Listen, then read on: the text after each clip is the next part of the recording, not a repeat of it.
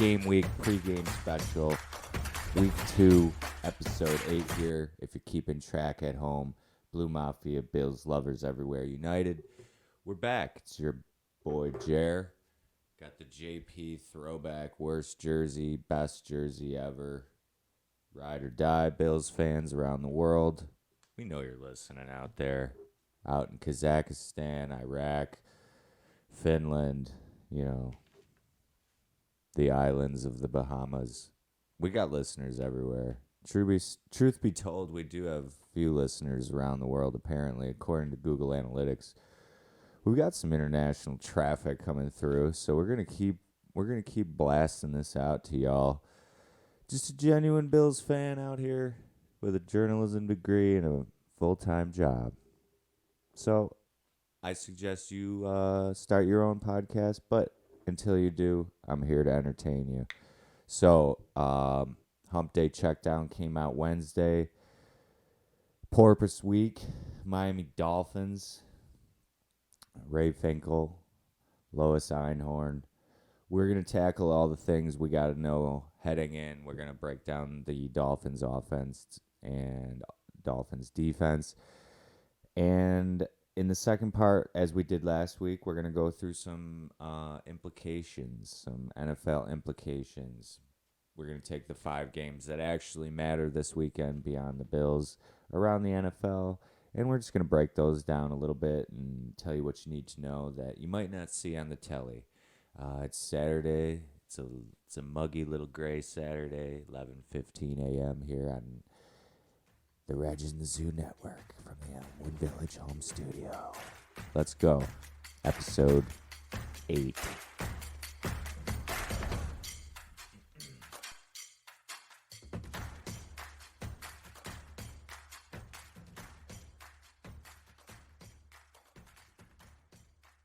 So it's Porpoise Week. Apparently a porpoise and a dolphin are not the same. I thought they were. They're not, though. Apparently Tua and every other quarterback that we've ever seen before were the same, but they're not. Alabama quarterback, Tua time, Tua-0 if they win. Somebody brought up a really good point on Bill Simmons. I think it was on Ryan Russillo. Anyways, someone brought up a terrific point. Might have even been Peter Schrager. Yeah, I think it was. But anyway, doesn't matter. He brought up a really good point, and that was that if Miami wins this game, they've got basically a 3-game cushion on Buffalo. And I don't think that Buffalo got the wake-up call that they needed. That is the roster. I don't think the entire roster still apparently thinks that we're a little bit better than I think we are. But, we're not going to be too negative. We're going to rant a little bit here, but before we're going to put the Steelers game behind us here at Blue Mafia because we're on to the next week, on to the next play. But it doesn't mean that we can't take into account some of the weaknesses that were demonstrated last Sunday on game day, because game day is a different beast than practice. And last Sunday, we saw some things that we're going to have to get better at. So we're going to talk a little bit about that, but Dolphins offense, breaking that down, and then we'll break down the Dolphins defense, what to look out for. But firstly, Tua. Tua-0. If they can go 2-0, 3-game lead on the Bills in the AFC East and with a competitive Patriots team. And this is why I say I think that the Bills need to wake up, because they're heading down to Miami, and I get it that Bills Mafia is going to go down there. I've heard a lot of people are down there for the game, which is great. It seems to me, I wrote this in the Hump Day Checkdown, it seems to me like the fans may have a better self-awareness of this team's talent and ability than the team may.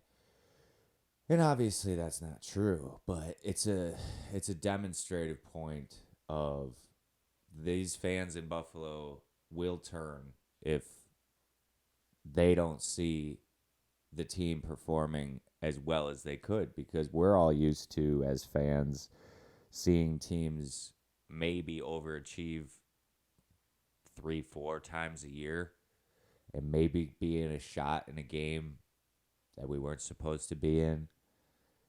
But obviously the payday, the new receivers, you have Gabe Davis, Emmanuel Sanders, Cole Beasley, Stephon Diggs. You've got bullets all over the chamber. Last week, we could not find very many holes. One thing that the Dolphins offense will do is make it easy on Tua Tagovailoa, the quarterback. He's a lefty. He is what I call a great card shuffler. His ball fakes are very, very good. You may have read, I I said in the article on Wednesday, I don't think that he's got it, but I do think that he's an NFL starting quarterback for at least a few years because of his intangibles, because of his charisma, because of his tenacity and positive outlook. But you can get to him, and if you can get him behind the chains and get him passing and get him into a sort of a gunslinger matchup, that's at this stage in his career, that's about the right way to handle him. But I'm starting to think that this kid might have been a little bit more injured last year than we maybe could have given him the respect for, because we know that he had a serious hip injury coming out of college, and I've been hard on the kid, but to be honest with you, what I watched from him last week, and I watched a little bit of the All 22 on YouTube of some of the dropbacks for Tua, and he can make the throws that they're asking him to make right now, and they have weapons. Jalen Waddle being the main new weapon. Byron Jones on defense. Opposite side, Xavier Howard, Jason McCourty. We've got a lot of defensive backs on the backside to cover our receivers, and Josh Allen is going to be once again challenged to find holes in tough man-to-man and zone coverage.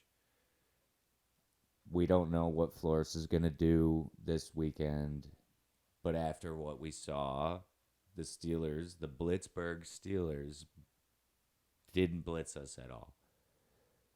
Now, we also know that Steelers defense, every day, all the pundits on TV every day, the Steelers got more and more credit. But the bottom line to me is, if we let Tua stay ahead of the chains, don't hit him, let him have a fun, happy day in Miami, we're in trouble again. And this is why I'm a little bit worried. Because Super Bowl aspirations, quarterback payday, small window, veteran closings, people are going to need to get paid all over the board. You got guys that came back. This team better wake up now, because if they find themselves 1-3, 2-2, 3-5 coming out of this gate, some of those other bad teams or teams that were chalked up as wins in the beginning of the year, those teams are going to have a little bit more confidence.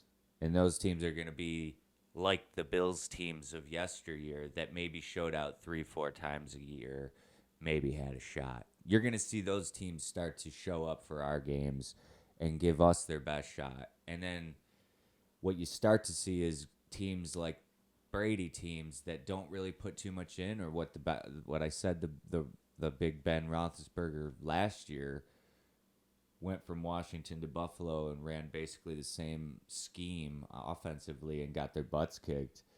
You see good teams start to do things like that and not install things versus bad teams. A lot of the times when we used to have a shot versus the Patriots, they were running like 2-back sets and running gray 6 and gray 7 left and right and still beating us.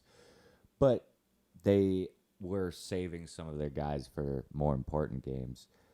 And if the Bills think that they're going to do that this year, I think that we're going to be in for some trouble. Got to keep Tua behind the sticks and got to get to him. Get to Tua. I don't want to let this kid have any fun. I don't want to let this kid throw any wide open deep balls off some play action because, like I said, watch out for the shuffler. He's a great card shuffler. He can make the deep ball throw. If you think he doesn't have arm strength, you're wrong. It's a weird little lefty release, but he does remind me of Steve Young a little bit. And if he can get it figured out, and if he can get that hip back to, maybe 90% of what he once was athletically, he's going to figure it out. I was pretty low on him, but after the weapons that he has around him, Jalen Waddle, as we talked about, Devontae Parker, who I've always liked, the little guy, Grant, Jakeem Grant. Yeah, the real fast one. Mike Gesicki, tight end.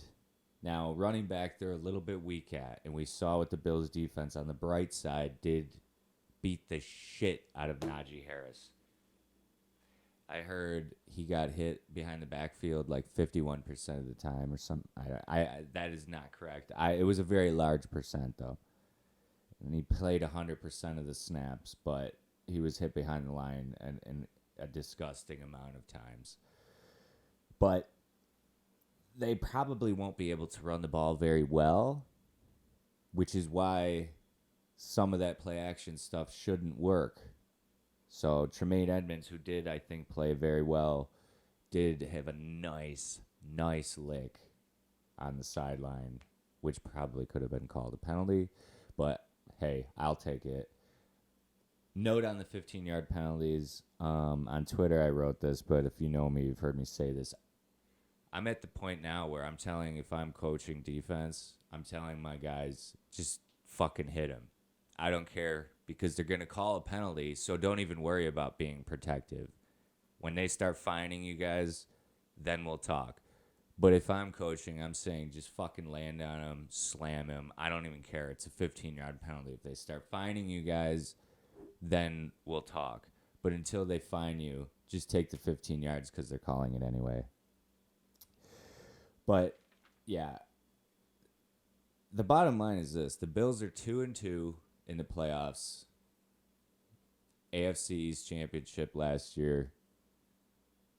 This version of the Bills was beautiful last year when the purity of the game was exhibited clearly due to no fans in a lot of the cases. Nobody around, no media, Zooms.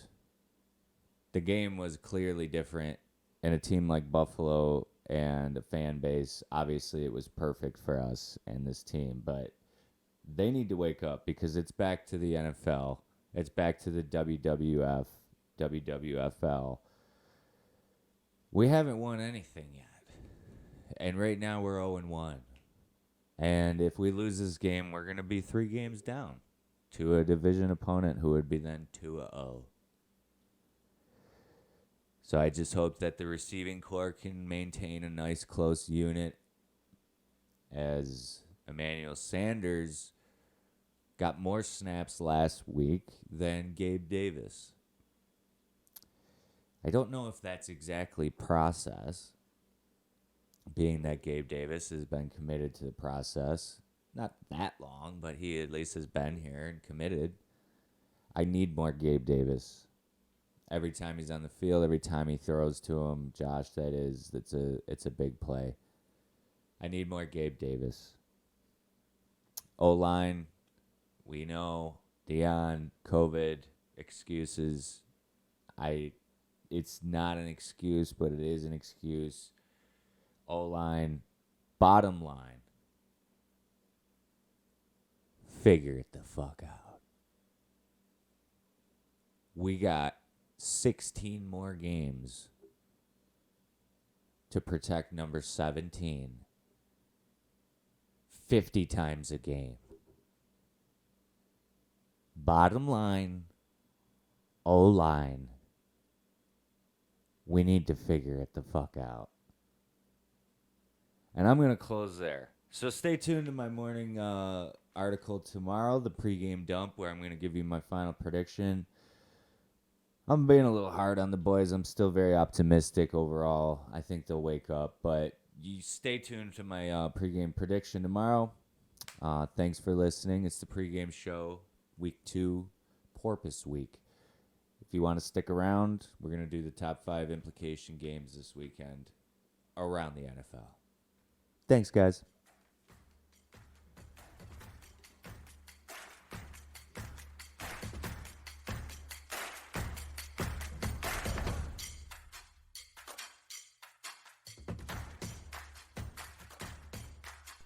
All right, Blue Mafia. I appreciate y'all sticking around. It's episode 8. We're talking implications around the NFL. We got the top 5 games that we feel that you better watch out for. And whether you got daily fantasy players or NFL fantasy players, or you play FanDuel, or maybe a bet on the games, maybe a bet the line, maybe bet the money lines. We're just going to talk a little bit of football. Know what you need to know. If you're going to be betting, if you're going to be putting money down, we're going to tell you what you need to know. So, implications. Dennis Reynolds implications. No. Texans Browns. Fucking swag out, Rod. Excuse my French. But I'm a huge Tyrod Taylor fan. I still got the picture back there. My brother got a bunch of them from NFL Play 60 back when Tyrod was here. I was a huge Tyrod fan. We understood that he was not going to throw for 500 a game, but he was going to sure as shit lead the team. And we were going to be in it. We were going to have a chance to win. He's got 3 running backs, about 3 tight ends, and he's going back to Cleveland, where he got yanked very quickly for Baker Mayfield. Obviously, probably had a little bit of a handing off of the baton spiritually. I follow Tyrod pretty closely. He's a man of God, as they say. Terrific leader of men. I'm rooting for him. I hope that he goes and he swags out and he steals one from the Browns, who do look very good, but I don't believe Odell Beckham's going to be back yet. And I think the Browns are getting a lot of love because they're like exceeding typical Cleveland expectations. But Baker Mayfield, it's weird how Baker Mayfield plays the arc of a game. In college, he always seemed to play better when the game's on the line. But he almost like stagnates and loses an edge once they do have an established lead. And I understand the last 2 leads that they've lost have been against the Chiefs, and that's tough because they're the best team in the league to go up against points-wise. But Baker is just sort of bland. Once he does get up, he kind of loses a little bit of steam. So that's going to be interesting. Tyrod versus Baker. Maybe it gets into a little bit of a shootout. But it'll probably be a big smash mouth game with both teams trying to establish their run, pound each other's faces off. But I'm looking forward to seeing that outcome. I got the NFL Red Zone. I pulled the trigger last weekend. I don't have Sunday ticket, but that Red Zone sure is awesome because it pops over all over the NFL.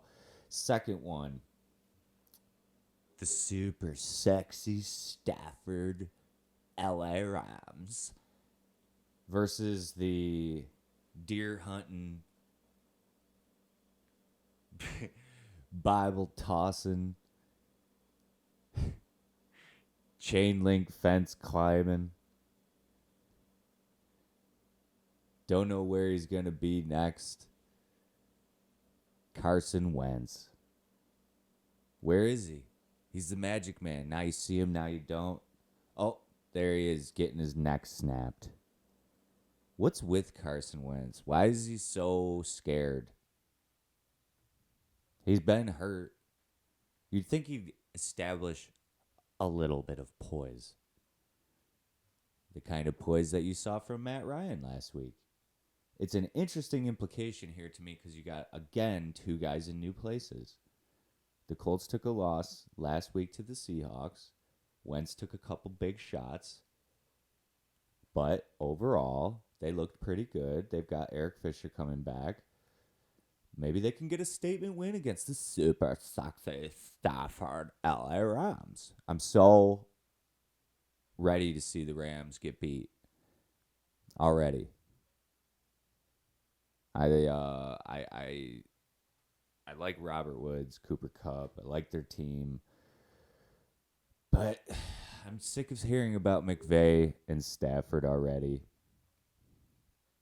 I would love to see Frank Reich and Carson Wentz sit Sean McVay and Matt Stafford down and give them an old lesson, an old basement homeschool lesson about football and doing what's right.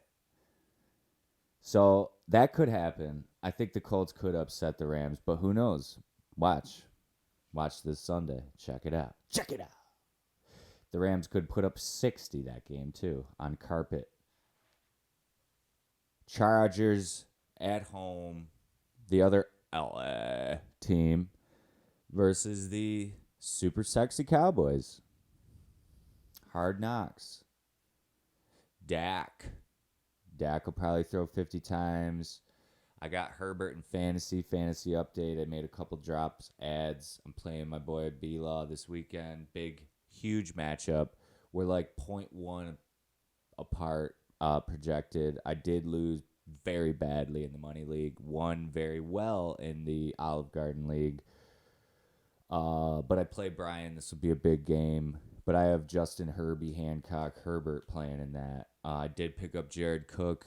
I'm thinking about playing Kyle Pitts in the flex, but I've got Jalen Waddle in the flex right now in for Michael Gallup. Still have Juju and Robert Woods as my starting two wide receivers. So we've got guys. So anyways, we got guys. We'll be okay. Guys. Still have two great running backs. So Chargers, Cowboys, we're probably going to see about 70 passing attempts from the Cowboys, maybe. Maybe they'll just run the ball a lot. Maybe not. Probably not. That should be a good game, though. Keep your eye on that. That one's 4:25. Hopefully it's on telly. Fox, I guess, is only showing one game at 1 and 4 here in Buffalo, so that's cool. Hopefully it's the Chargers. They always want to show the Cowboys. Watch them not show it, though. Fourth, we have the very lowly Titans with their tail between their legs taking on the Seattle Seahawks up in the Pacific Northwest territory. 12th man territory. Getting loud. Seahawks home opener. That place is going to be going freaking nuts. But I don't think the Titans are afraid, and I think that maybe they have a new offensive coordinator. That could be an issue. Maybe we got some guys not buying in. But bottom line is they got their fannies smacked by little Kyler last week. So they'll be ready to play. They're taking on another NFC West team in Seattle. But we know that NFC West is tough. Super tough. So that one should be great. We'll see if Tannehill can get them boys in order. They didn't pass well last week with the two Predators on the outside. And then obviously Vrabel calling out Julio was a little bit strange. But, hey, Mike linebacker Thomas Davis said that's what you got to do is call out the big guy. Shout out Thomas Davis on Good Morning Football. I loved it. I loved seeing him on there. A lot better than Chris Carter. And then lastly, a weird one. because I did not have really any interest in this Raiders team before last week. I fell asleep Monday night. I missed the ending, but man, John Gruden, he's so entertaining to watch.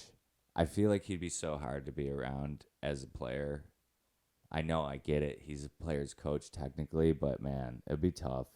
He's so like scary, mean looking all the time. They're taking on the Steelers, and I'm just really honestly interested to see how good this Steelers team is and how they bounce back from last week, because obviously they took one from us, and I want to see what the Raiders do. I want to see what the Steelers look like against a different team, because I definitely, obviously, think that we're a little bit better than the Raiders. But that Darren Waller, man, frig, he's wide open. I mean, can we try to cover him? The Ravens did. We'll see if the Steelers can. So there you go. That's 5 games to watch this weekend. Not as many good games this week as last week, but definitely going to be a good one down in Miami. So once again, hopefully the O-line for the Bills can figure it out. It's going to be tough for Josh Allen to find those holes in the defense with Xavier Howard, Byron Jones, and Jason McCourty in that defensive backfield, and obviously a tough defensive coach, defensive mindset. And can we keep Tua behind the sticks? Can we keep him from having a good, easy day and having a nice, smiley day? Going to see a lot of shuffling of the cards with him. Going to see him going a lot of movement, play action, Jalen Waddle, and a lot of jet motion, moving him around. Just going to be a lot of trying to get little things out in the flats, trying to outflank with motions, trying to get adjustments based on alignment. They're going to try to make things easy for Tua, so can we make it difficult for him, and can we keep him behind the chains? And can the offensive line protect for 50 attempts a game times 16 games? And then the playoffs, figure it out. So, get ready. Buckle up. Go Bills. Shout out to Bills Mafia Brad. Please check that video out. If you're on my Snap, you've seen it. Check it out on Twitter. Bills Mafia Brad. Signing off. Go Bills.